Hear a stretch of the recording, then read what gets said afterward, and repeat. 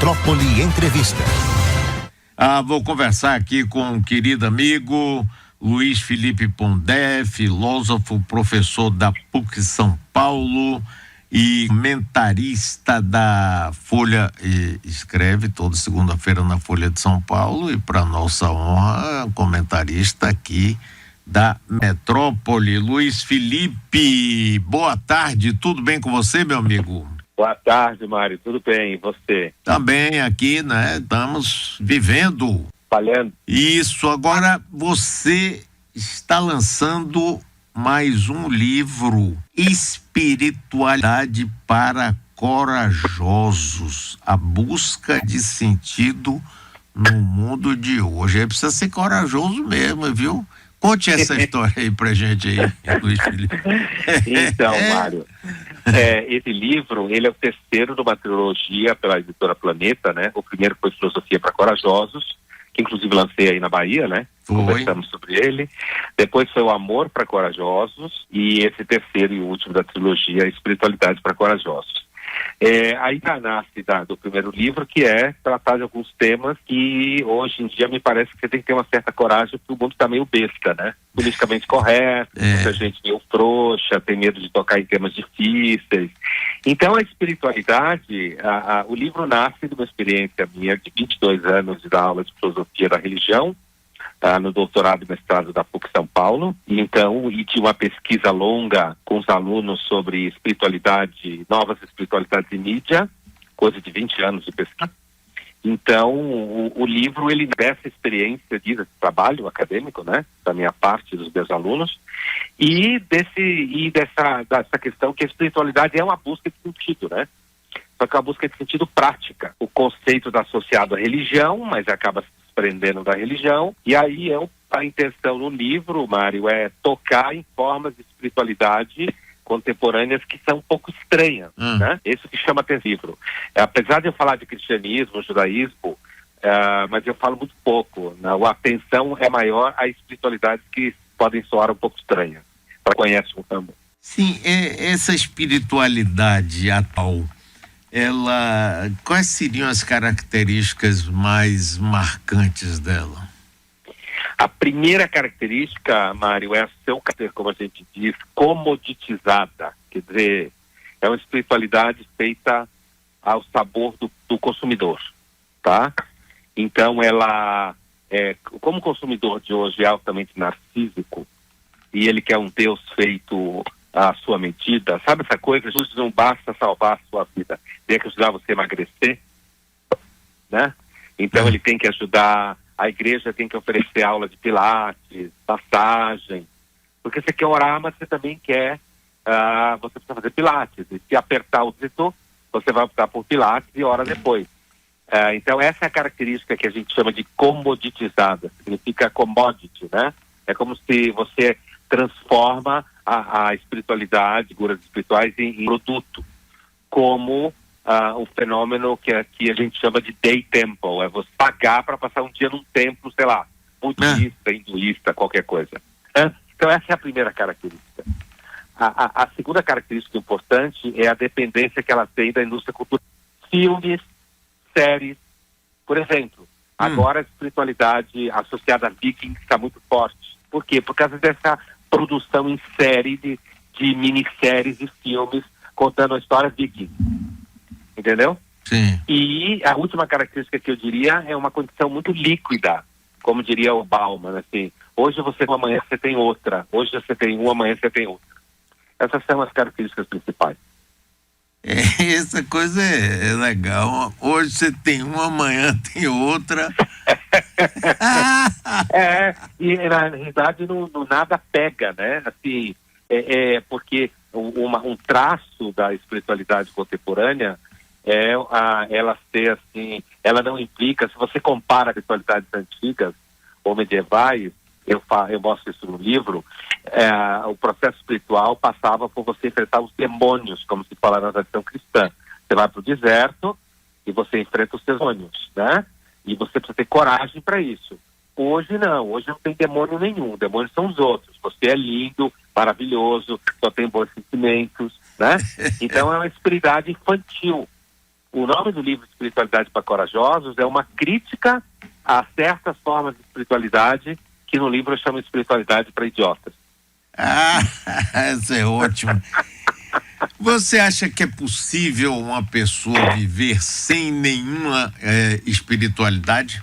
Olha, Mara, essa pergunta aqui é preto no livro, tá? É assim, há um debate já há pelo menos uns 10 anos que veio da França, se há ou não espiritualidade no ateísmo, por exemplo. Sim. Né? Eu discuto isso de duas formas no livro. Primeiro, eu digo, inclusive, como surgiu na França, a espiritualidade no ateísmo normalmente é uma espiritualidade que se transforma em expectativa ética e política. Digo, inclusive, como surgiu na França, a espiritualidade no ateísmo normalmente é uma espiritualidade que se transforma em expectativa ética e política.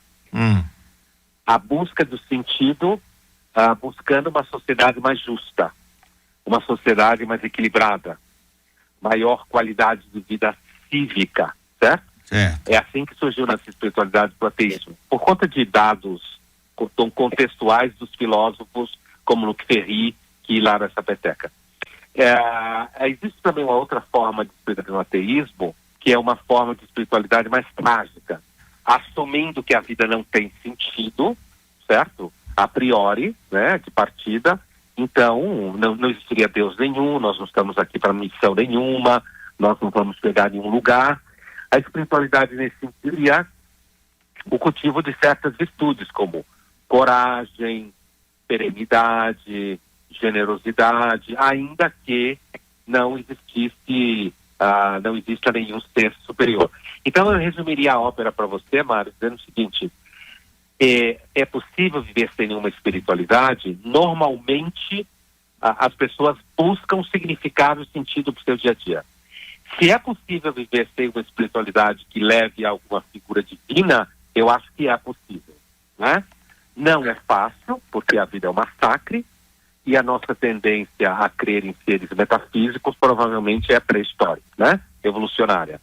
Mas normalmente o que acontece com as pessoas que não têm religião é que elas buscam significado em outras formas, como as que eu estava citando. Agora, uma outra característica importante, Mário, é que o significado, ele brota de experiências práticas, né?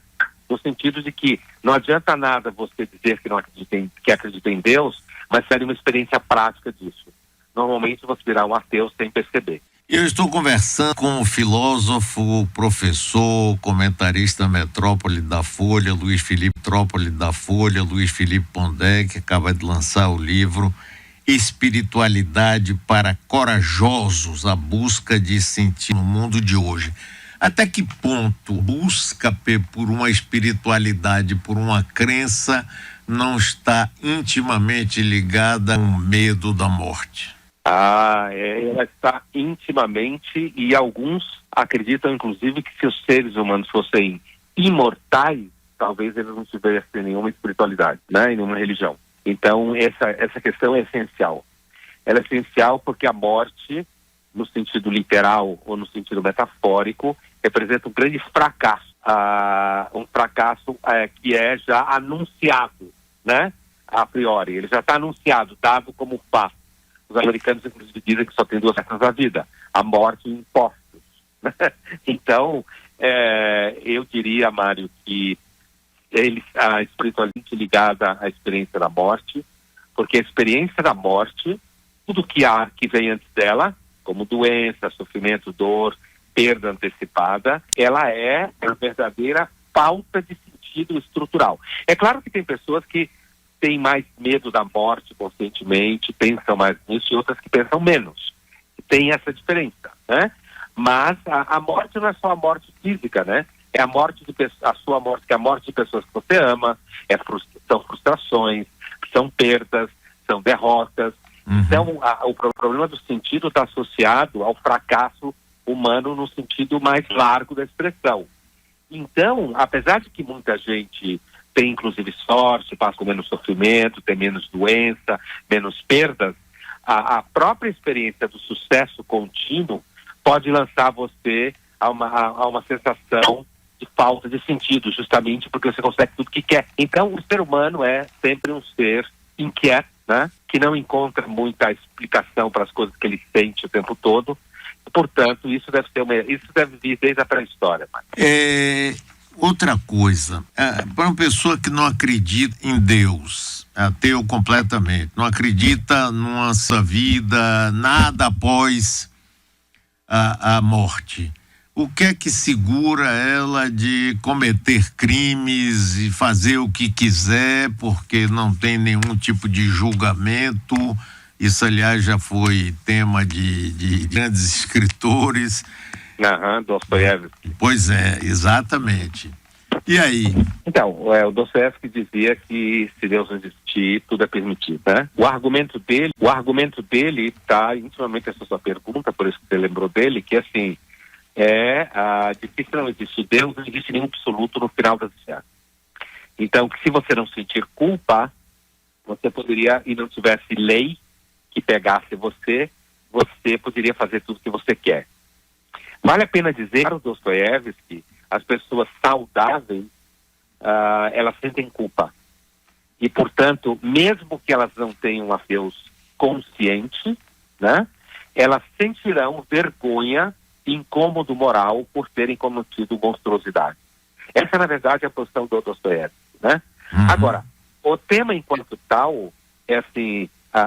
pessoas podem acreditar em Deus e matar, como a gente já viu, muita gente matou em nome de Deus, pessoas dizem que Deus mandou matar a sua avó, sei lá, a voz de Deus mandou você espancar gente. Por outro lado, você pode ser uma pessoa ateia, mas uma pessoa que introjetou normas sociais, como diria Kant, o filósofo, certo? Introjetou normas sociais. Então você sente medo de ser preso, tem vergonha de fazer uma coisa que sua avó dizia que não pode, ou que aparece na televisão, em filmes, que professores falam em sala de aula, que seu pai dizia. Então, assim, os mecanismos de constrangimento do comportamento, eu acho que eles são mais da ordem psicológica, no sentido forte da expressão, de formação de uma normalidade psicológica, do que propriamente da presença de Deus. Eu acredito que, inclusive, a fé em Deus e a crença em Deus, ou seja, que religião for, faz parte do cabedal de experiências da espécie que podem, em grande parte dos casos, contar no constrangimento do comportamento, na limitação do comportamento. Então é lei, medo de ser preso, culpa que você sente porque você cresceu ouvindo que não se devia se matar, que não devia se bater nas pessoas. Então eu acho que, na verdade, é mais uma saúde moral de você ser capaz de ter empatia pelo sofrimento do outro e se colocar no lugar do outro, que impede que as pessoas matem. As religiões, sem dúvida, em grande parte podem ajudar a esse fator, seja por discurso sobre o amor, como no caso do cristianismo especificamente, seja em medo da punição divina depois da morte. Ou medo de karma, né? Como algumas pessoas podem ter. Eu estou vendo aqui, é um livro que parte de uma intuição. A vida não tem sentido evidente, portanto, é necessário dar um sentido a ela, como disse o escritor francês Albert Camus. Isso mesmo. É isso aí, quer dizer, esse livro ele tem duas inspirações fortes, além da minha experiência histórica de trabalho. Uma é o Albert Camus, sua afirmação de que a vida não tem um sentido evidente, então a gente tem que buscar um, né? E o outro é um outro escritor francês também, bom, o Camus é argelino, mas francês. O outro escritor francês chamado Georges Bernanos, também do século XX, fala que o acaso é feito à nossa semelhança. Quer dizer, os seres humanos são seres perdidos, né? Eles sabem mais do que devem, mas nunca sabem tudo que precisa. Né? Eles fazem perguntas que não sabem respostas, ou que não tem resposta, né? Que a gente não consegue dar resposta. Da onde eu vim, o que eu estou fazendo aqui, para onde eu vou, por que eu existo, vale a pena ser bom, né? São todas perguntas fundamentais, pai. Então são essas perguntas que movem a espiritualidade, essa intuição tudo isso. Esse livro seu já está distribuído? Já está distribuído. Já está vendendo e estão vendendo muito bem, porque, bom, ele vem nessa trilogia, né, que começou com Filosofia para Corajosos em 16, Amor para Corajosos em 17 e Espiritualidade para Corajosos em 18, pela editora Planeta. Então ele já está, muita gente compra os 3 juntos ou compram 2 juntos, né? à medida que eu vou fazendo os lançamentos, eu vejo. Então ele já está distribuído, já está à venda. Muito bem, querido amigo Luiz Felipe Pondé, parabéns mais uma vez. Eu vou ler rapidamente esse livro, me interessa bastante este assunto também, viu? Obrigado, Mário. E ler você é uma maravilha. Ler e ouvir também, viu? Seus comentários são ótimos, ótimos, ótimos.